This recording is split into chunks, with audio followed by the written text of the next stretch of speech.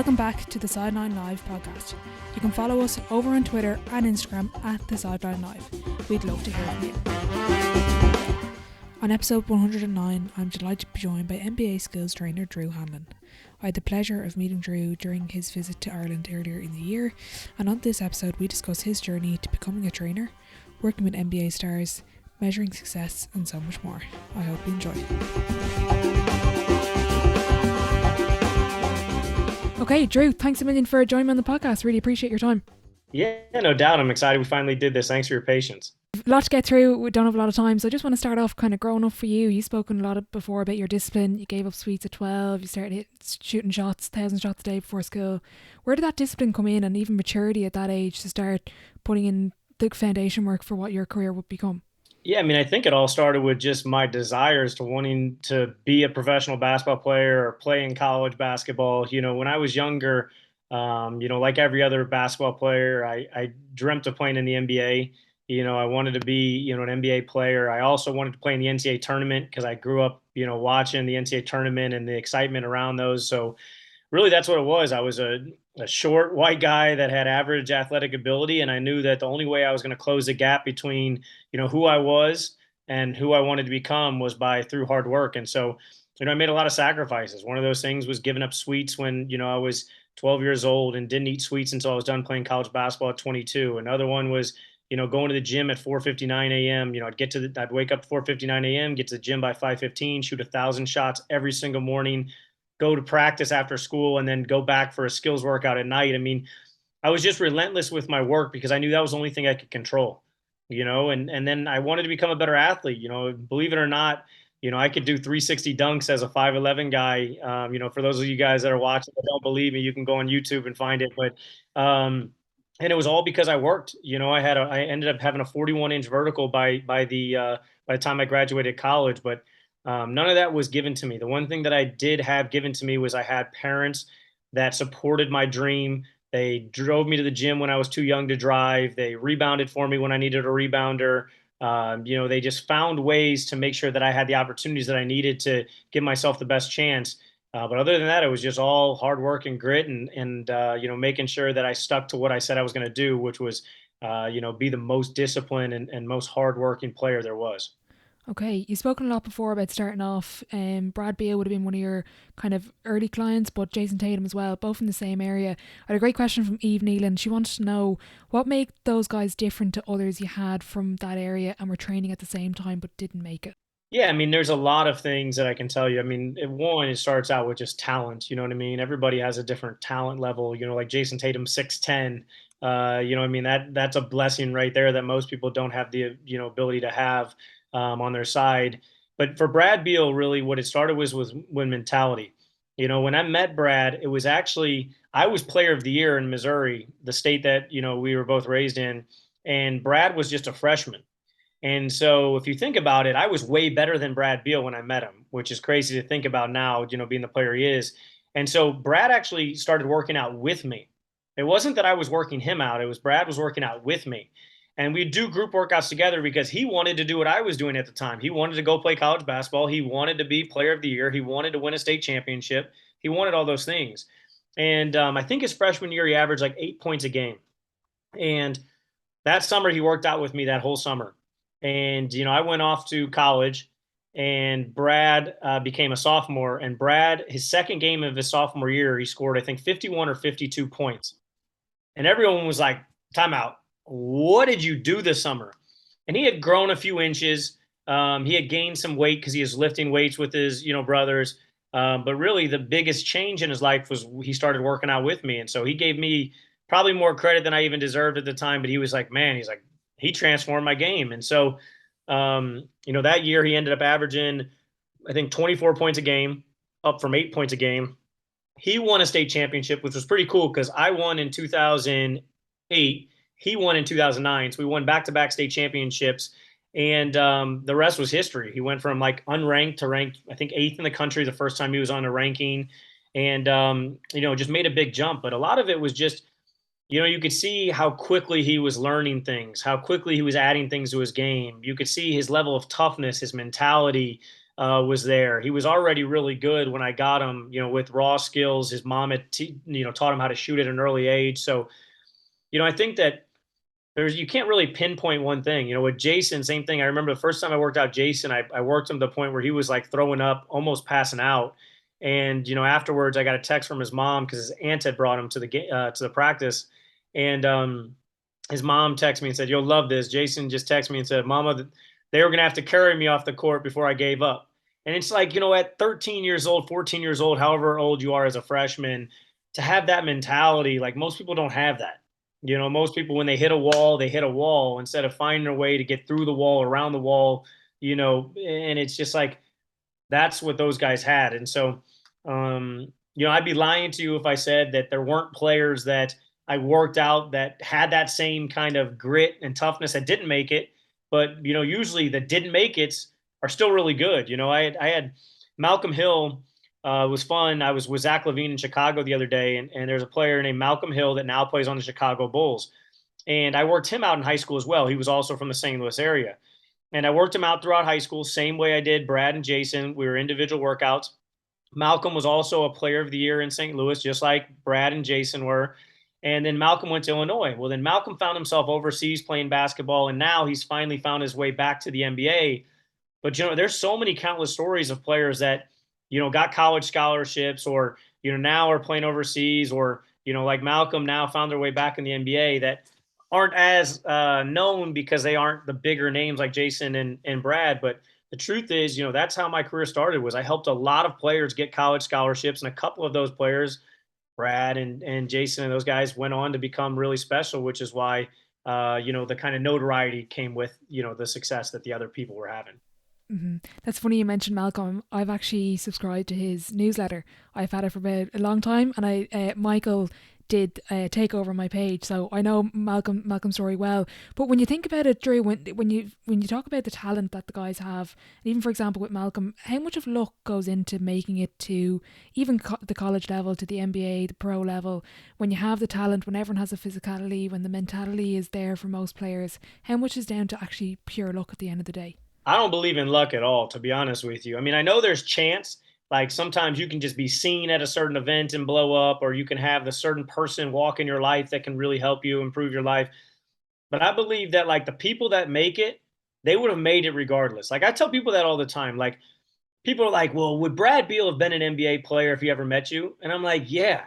And they're like, "For real?" And I'm like, "Do I think I helped Brad a lot? Yes. Does Brad think it helped him a lot? Yes. But Brad would have figured it out on his own because he just has that it factor. You know what I mean? And I believe that the greats all have that it factor. They have a way to kind of figure out how to get done whatever needs to get done. And so, do I think that, there's times where, what most people call luck happens? Yeah, if there's chance, but I really believe it's all about just kind of, full force going all in. And because, you know what, like, I don't think the reason I'm not in the NBA was because of luck.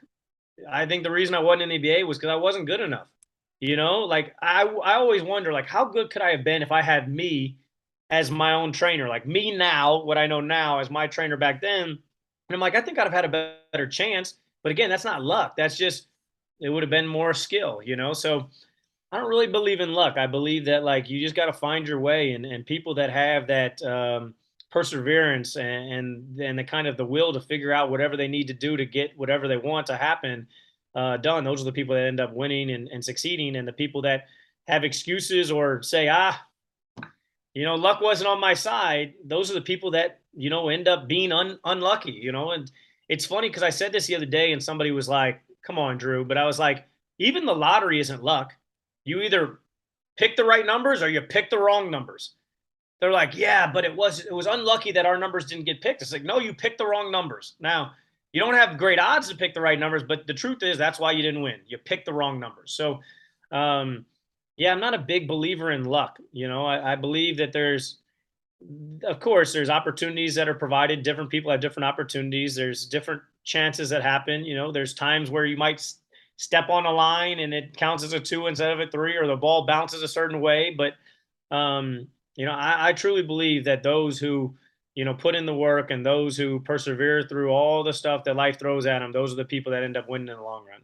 Okay, interesting. What have you found to be the most effective teaching tool or method during your years training with the guys?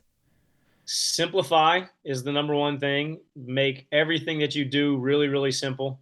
Breaking it down to the finest nuances, what I call the micro skills, the skills within the skills.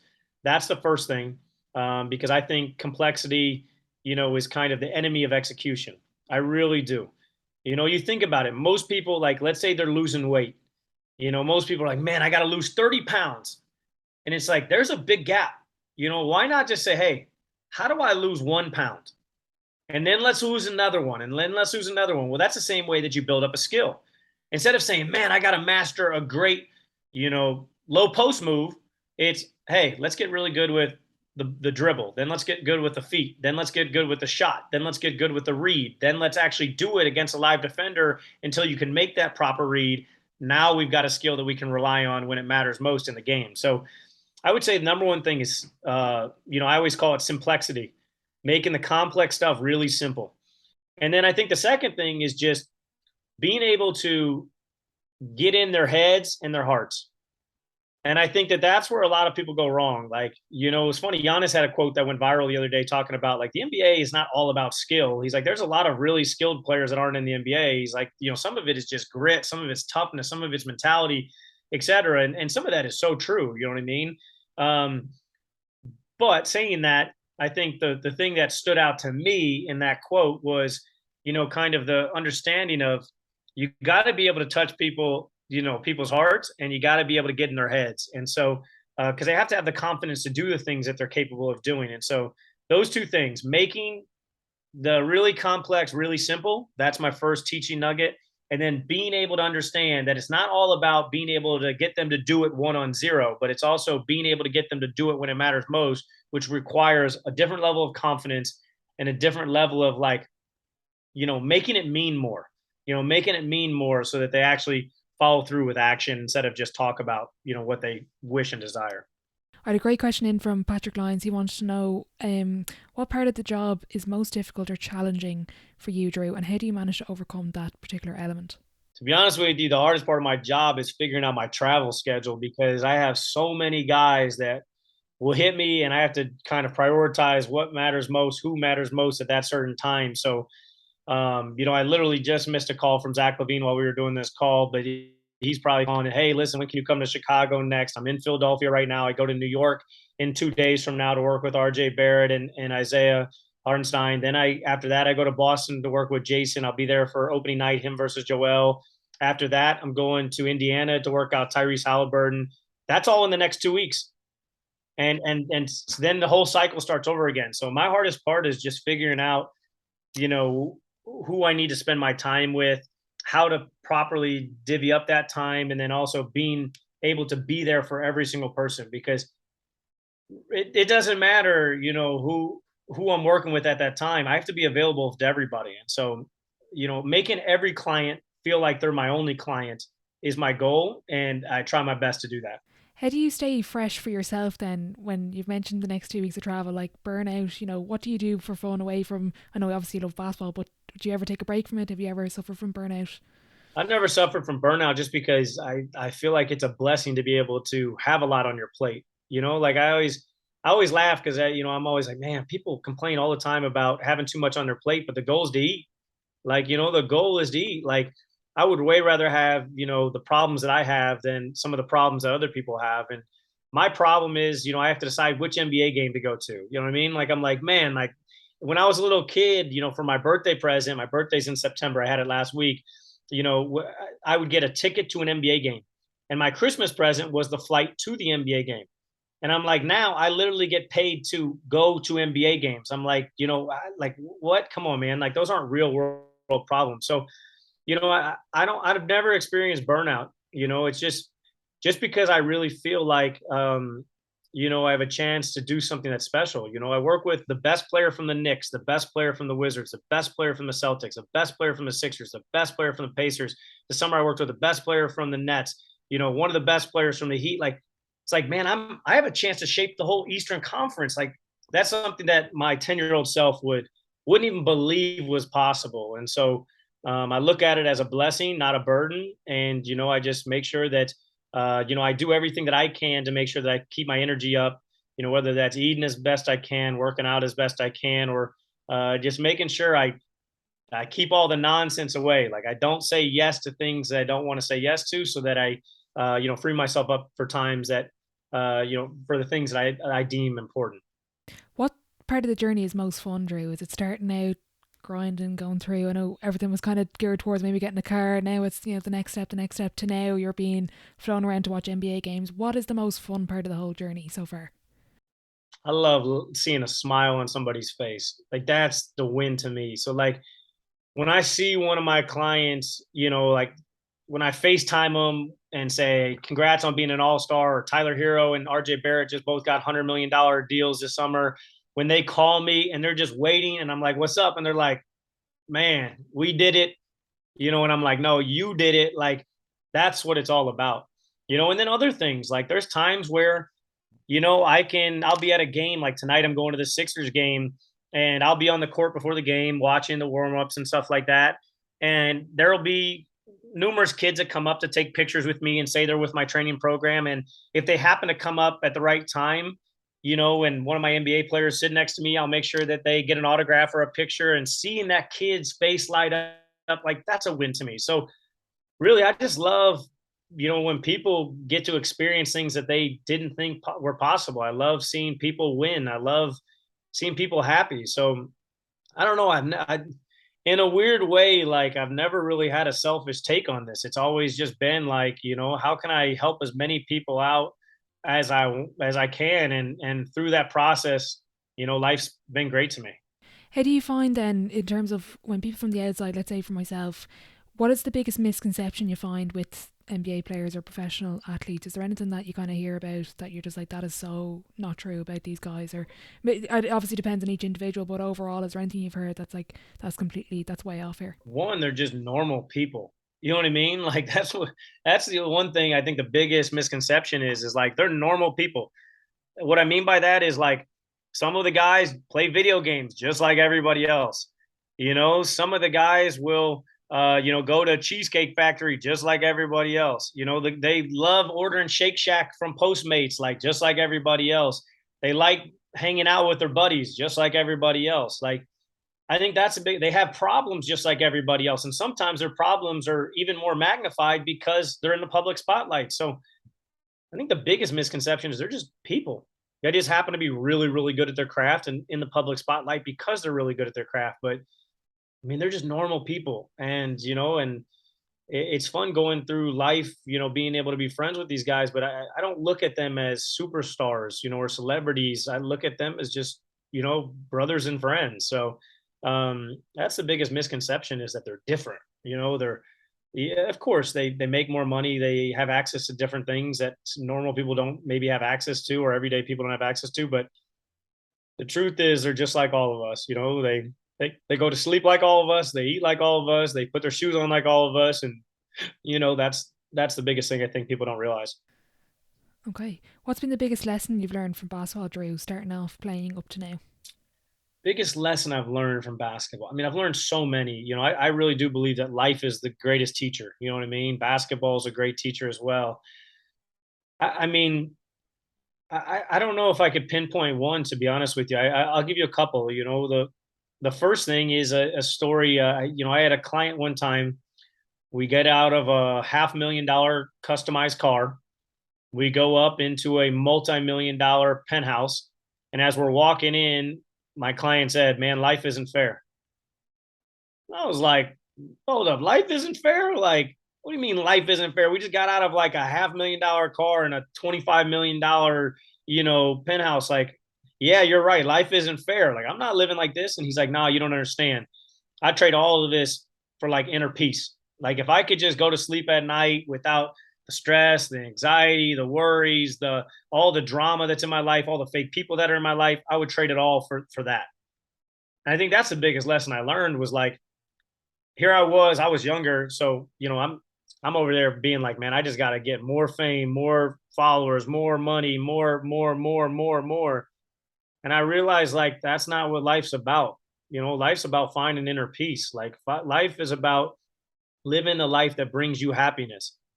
And so that's the best life, advice that I can give somebody. And it's also the best thing that I've learned from basketball is that, more isn't always necessarily better. It's it's the quality of life that you live is based on, you know, your inner being, not your external being. Mm-hmm. I know you spent a bit of time with Kobe. Being around him, was there anything specific you learned from him, whether it's basketball specific or life? I know he had a great kind of outlook on life. Was there anything that kind of stood out to you with spending time with him? I think the biggest thing with Kobe was just how obsessive he was. Like even little things like we go and get ready to work out, and he knew everything about me before I ever met him just because he wanted to know everything about me. You know what I mean? He wanted to have that upper edge on everything. He was just such a competitor. So I think the biggest thing that I learned from Kobe was just be obsessive, and he wasn't very well rounded. I mean, obviously he had, the ability, he had so much talent in the business world, he had talent in the film creating world. Like he was a genius. But it was what he did was he poured his heart and soul into the few things that he did and became really, really good at everything that he did. And I think that's the biggest thing that I took away is like be obsessive. Like don't dabble here and there. Like if you're gonna do something, do it. If you're gonna go all in. And I think that's the biggest thing I took away from him. In terms of training and coaching the guys, where do you learn from at the moment? How do you sharpen your skills? Who do you look to, and where do you like to learn from? I mean, the good thing is I'm best friends with some of the best players in the world. You know what I mean? I have half the Eastern Conference All Stars were in my gym this summer, so I learned from them. Stealing from them. I learned from coaches. I'm really fortunate to be friends with majority of the head coaches in the NBA, so I steal from them. I steal from film. I'm watching games, observing, reverse engineering what's working, what's not working. I learn from everybody. I mean, there's times where I'll have a conversation with a sixth grade coach, and the sixth grade coach will say, "Hey, this really worked for my little kids." And I'm like, man, that's a cool phrase or a cool way of doing things. And think about how can I apply that to what I'm doing at the higher level. So yeah, I mean, obsessive is even probably an understatement for what I am when it comes to helping my guys get results. But that's what it is. That's what it's all about. It's just about constantly being a lifelong learner and not feeling like you're above anyone and not feeling like anyone's below you. Like it's just making sure that every time you're in a conversation, you're constantly giving what you can give and taking what you can take. And that's why I'm still on a long journey, because I look back and I think like 10 years ago, I was like, man, 10 years ago, I thought I was the best trainer in the world. And now 10 years later, I'm so much better than I was back then. And so I'm like, man, now I'm still the best trainer in the world. But I'm like, wait, there might be a whole nother level I haven't unlocked 10 years from now. So I'm on a never ending kind of pursuit of trying to be the best version of myself I can be, so that I can help as many players, coaches, trainers, people as I can. If I could go back in time and through history even and go through kind of the list of the top 75 NBA players to ever have played, who would you like to go back in time and either work out or watch work out? Oh, I mean, it's a no-brainer. Michael Jordan. I mean, I'm literally wearing Michael Jordan's golf course, hat right now. Like, I've been fortunate to spend time with him. It's just he was my idol growing up. He was my everything. Like, when I used to get grounded, like let's say I, was snuck candy from the pantry or came home late from what I would get grounded where I literally could not watch Michael Jordan. That was my punishment because that's what meant the most to me. Like you could take away anything from me, I didn't care. You take away me watching Michael Jordan, I cared. And that was before these things were around. I couldn't watch it on my phone. There were times where I snuck my dad's Walkman radio, which some people don't even know what Walkmans are because they're so old school, but they're like these big blocky radios. And I'd sneak my dad's radio when I got grounded from watching Michael Jordan games so I could listen to the Michael Jordan game. I put the Walkman under my pillow, put my ear, act like I was sleeping, and just turn it off if they came in. But I was obsessed with Michael Jordan, so it would definitely be Michael Jordan just because I feel like he was the greatest player of all time. His mentality was different. Skill set was just so next level. He did things that we're now teaching players how to do, decades later, and he was just doing them naturally and organically. That's just how good he was and how special he was. And we are going to move on to Sideline 7, brought to you by RTP Physiotherapy, founded by chartered physiotherapists Donie and Thomas Divilly. The guys are based in St.Judes GA Club in Templeogue in Dublin. RTP specialise in physiotherapy, return to play, physical health and performance. You can visit rtp.physio for more. Question 1, Drew, what is your favourite quote? Favorite quote's a quote from my grandma. So My grandma, when I first started having some business success, she was like making sure that I didn't let it go to my head, but more importantly, she wanted me to kind of keep perspective. So my grandma said, Drew, listen, just know that you're never going to have everything that you want, but you're always going to have more than you need. And if you keep that perspective, you're always going to be grateful for all the things that you have in your life, and you're going to be focused on your blessings, not your burdens. And I think that's the biggest thing that I've always tried to maintain was you're never going to have your dream house, your dream car, your dream bank account, your dream. I mean, literally, list goes on. But you're always going to have more than you need. For most of us, we take things for granted that other people pray for. Like I got a roof over my head, I've got food, I've got a computer, I've got a phone, I've got friends, I've got opportunity. Those are blessings, and so I always keep that quote in perspective. Okay. Question 2, what's the best sporting event you've been to? And you pick one basketball and then one non-basketball. I don't know if you watch many non-basketball things. Yeah, I've been to everything. I've been to Game 7 of World Series. I've been to Super Bowls. I've been to Game 7 of NBA Finals. Everything. Trying to think. Ironically, I probably wouldn't pick games that people would think. Like I said, I've been to all these finals, championships, these great events. But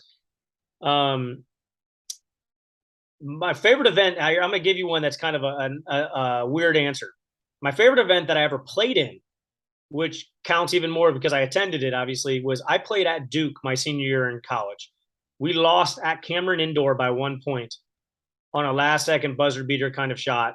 Second half, we were down by, I think, like 15 points at one time. And then Ian Clark, who ended up winning a championship with the Warriors in the NBA, he was one of my teammates. Him and I think we made 6 or 7 threes in the second half.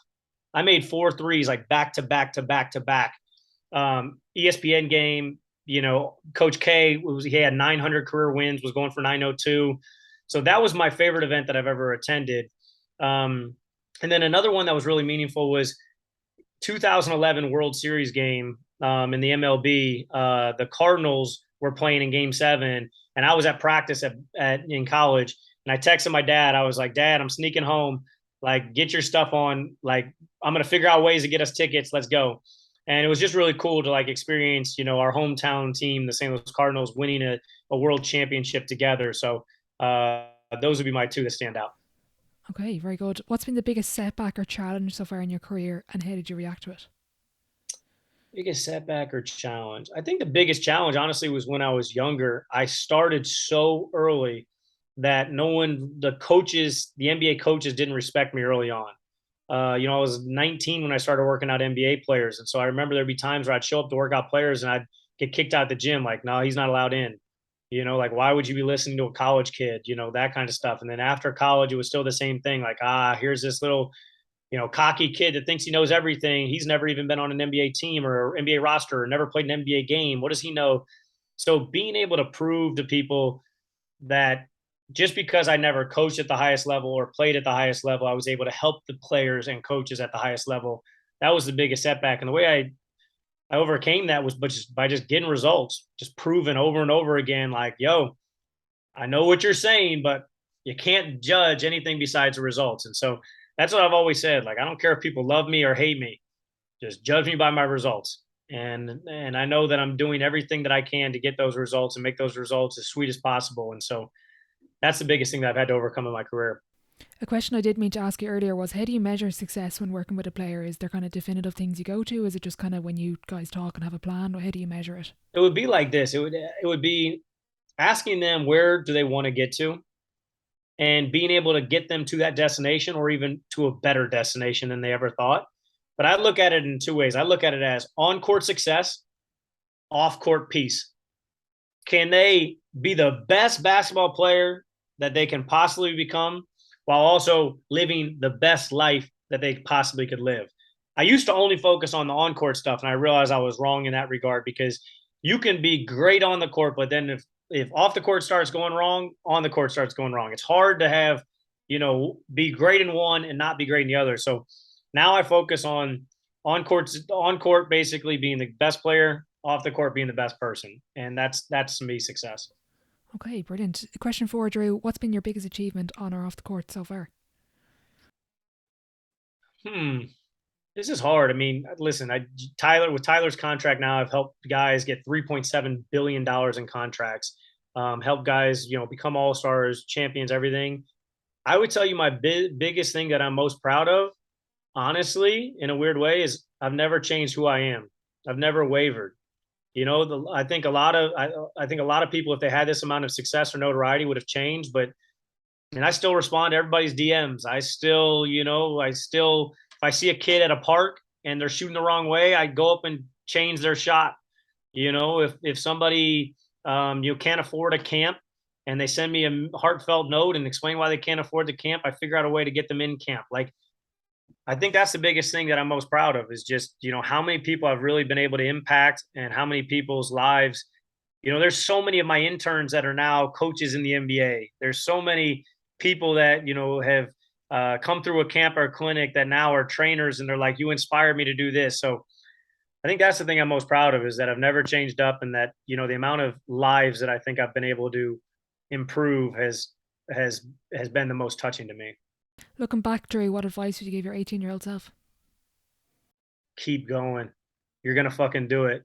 Keep going. Like, I really do mean that. Like, when I was 18, I really believed that I was going to be the best trainer in the world.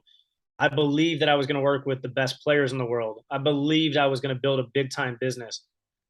And I would have just told my 18-year-old self, like, yo, all this work is going to be worth it. My sophomore year in college, I wrote a 1,800-page curriculum. Most college, whatever that was, my, 18-year-old self or 19, 20-year-old self, most 19 or 20-year-olds complain if they have to write a 5-page paper. I wrote an 1,800-page curriculum. There's a lot of nights that I skipped parties to work on that document. There were a lot of days where, I missed my own graduation to run a camp and clinic and to go meet with Nike. Like, most people don't make those sacrifices, but like those sacrifices, were worth it. Who would be your dream dinner guest, Drew? And you can open up the table to a few people if you want. I mean, even though I've already met him, it would still be Michael Jordan. Like, just because, I've been fortunate. I spent, a whole day with him and got to ask him all the questions that I'd always wanted to. But, sitting down with somebody that you grew up idolizing, that would be, person that I would do. If I had, let's say, a table of 4, I would definitely, I think Barack Obama would be another one. Just because I think that, the leader of, the United States, a country that I grew up in, and also he shares a love for basketball and sports. So there'd be more common ground than some of the other presidents. And another one would be Tiger Woods. Again, I love golf, but he's the best golfer, in my opinion, ever, but also went through so many hardships. And so being able to be resilient enough to battle through that stuff, like, I think if you look at every great success story, they've had adversity that they went through and stuff. And I think you can learn so much from the troubling times. And so, all those people that I named had, it wasn't all, a cakewalk to where they got to. And so, I think if I had a dinner of me plus 3, I think those are the 3 that I would roll with. Out of interest, what was the question you were most excited to ask Michael Jordan? About his mentality, like it factor, mentality, just because I really do think that that's what separated himself from everybody else. If the Bulls were down 15 entering the 4th quarter and you're watching the game with a room full of people and you say, hey, I know the Bulls are losing by 15, but I'll bet that Michael Jordan wins. No one's going to take that bet because everyone knew that he was going to figure out a way to win. And, I think that level of swagger, that level of confidence is abnormal. And so, just being able to pick his brain on that and other things was really cool. Final question before I let you go. I don't want to interrupt Joel's or delay Joel Embiid's workout too long. So if your life was a book, Drew, what chapter would this be called? My life was a book. Here's a weird thing, because I feel like most people look in the basketball world and they're like, man, he's conquered so much. He's on top of the world. But I feel like I'm just getting started. Like, I said this the other day to somebody, but they're like, man, like, it's amazing. It was my birthday and they wrote me a big, nice, long paragraph about how, man, it's been great watching your success. And I'm like, I feel like I'm in the first quarter of a preseason game right now. Like, I feel like we're on the intro. It's not even the first chapter of my life, And it's funny because I'm writing a book right now and, it's all about mentality. And it's when I'm writing this book, I keep going back to the first chapter and writing, rewriting. And I'm just like building this whole book. But I think the I think the book would be called My Biggest Brand, Unseen Hours. You know what I mean? It's like literally on my shirt right now, Unseen Hours, but unseen hours. And the reason is because I think there's been so many sacrifices that I've made. There's been so many things that I've done when no one was watching, and all those things have paid off. And I know they're going to continue to pay off. And, it's little things like, I've been on this, binge where I'm eating really well because I know I'm traveling. It's like having bananas instead of having, fruit snacks. Like no one's watching. I'm in my hotel by myself. I don't have to stick to this, but it's me versus me. And, if I say something, I do something. I keep the promises with myself. And so I would say unseen hours. That's what the chapter would be called, because it would be, I feel like I've done a really good job, mastering the unseen hours, and it's given me a chance to do a lot of crazy things. But I also know that continuing to win those unseen hours is what's going to allow me to do all the special things that are still to come. Okay, well, Drew, thanks a million for joining me on the podcast, and just want to wish you the very best luck moving forward. Awesome. Thanks for having me on, and thanks for your patience in getting me on. A big thank you to Drew for joining me on the podcast today and for taking time out of his busy schedule. I'll be sure to leave all of his social media links in the description box below if you haven't already seen his content. If you enjoyed the episode and you got something from it, be sure to leave a rating and a review over on Apple Podcasts and Spotify, as it does help the show grow. As always, thank you for listening, and I'll catch you in the next one.